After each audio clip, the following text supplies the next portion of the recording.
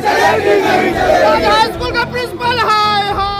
बीते शाम शहर के प्रसिद्ध राज हाई स्कूल का मुख्य प्रवेश द्वार पर लगे विशाल गेट के गिर जाने से उसमें दबकर एक 5 वर्षीय मासूम बच्चे की चली गई जान, जिसके बाद किसी तरह मान मनौवल के बाद प्रशासन देर रात लाश को पोस्टमार्टम के लिए ले गई। लेकिन बुधवार सुबह फिर आक्रोशित लोगों ने बांस बल्ले से हसन चौक वाली मुख्य सड़क को जाम कर दिया है। वहीं अब से कुछ देर पहले पोस्टमार्टम के बाद परिजन लाश लेकर सीधा हसन चौक पर आ खड़े हैं और प्रशासनिक आहाकारियों को बुलाने की मांग पर अड़े हैं। आप तस्वीरों के माध्यम से देख सकते हैं कि किस प्रकार का माहौल है। जब तक प्रशासन मुआवजे का ऐलान नहीं करेगी तब तक प्रदर्शनकारी हटने वाले नहीं हैं।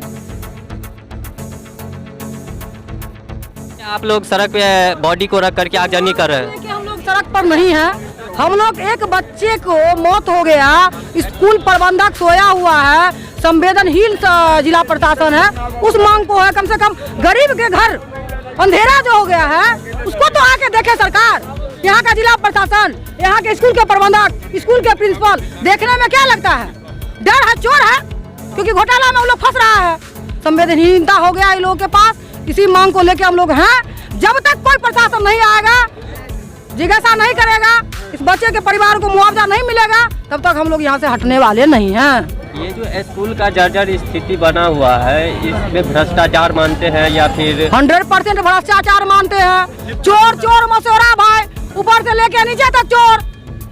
क्या आप लोग को जिला प्रशासन की ओर से अभी तक किसी प्रकार के अभी 1 सेकंड पहले हमको वहाँ से फोन आया है कि मैडम हम लोग आ रहे हैं। हम कल आइए, कल से आप लोग सोए हुए थे, अचानक आप लोग जाग गए हैं तो आइए, हम लोग खड़े हैं, हम लोगों को जो कहिएगा हम लोग आपके साथ हैं। आप उसके बाद नहीं रहिएगा तो डंका बजाने के लिए हम लोग यहाँ से लेके आपके जिला कार्यालय में जाम कर देंगे।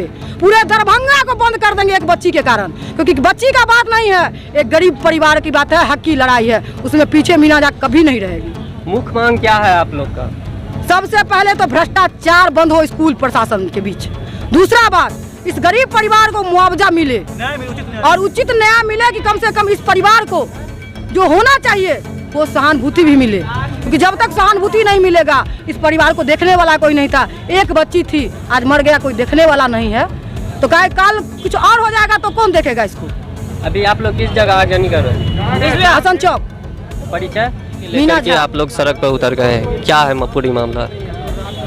ये तो एक दुर्भाग्य का विषय है कि जहाँ की शिक्षा व्यवस्था, शिक्षा पद्धति इतनी लचरी हुई और मरी भी और दबी भी दिख रही है, जिसका यह मासूम बच्चा का जान जाना इसको प्रतिभूत रूप दिया है।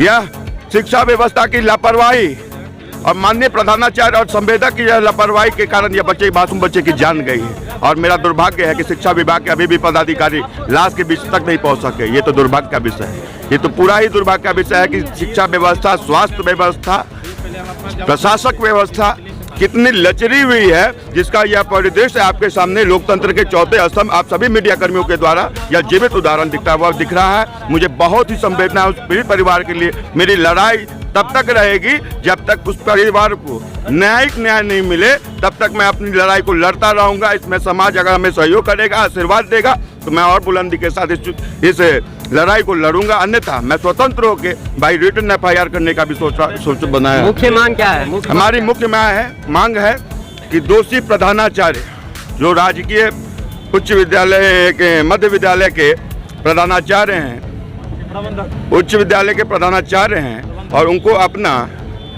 टूटा हुआ गेट भी नहीं दिख रहा है। जो एक कब्जा पे 5 टन का गेट टांग के रखे थे, आज वो मासूम बच्चे की जान का कारण बन चुका है। फिर भी उनकी मानवता और नैतिकता इतनी गिर चुकी है कि न जाने वो किस डर से अपना मोबाइल तक ऑफ कर रखे। हमारी मांग है जिला प्रशासक से कि उस पीड़ित परिवार को उचित न्याय, न्यायिक न्याय और सामाजिक न्याय के तहत उसका इंसाफ दिलाए। मेरी मांग तब तक रहेगी, मेरी लड़ाई तब तक रहेगी जब तक उस पीड़ित परिवार का कोई अस्थायी निदान ना हो, तब तक मैं रोड पर लड़ता रहूंगा। परिचय? मेरा नाम सौरभ कुमार ओझा।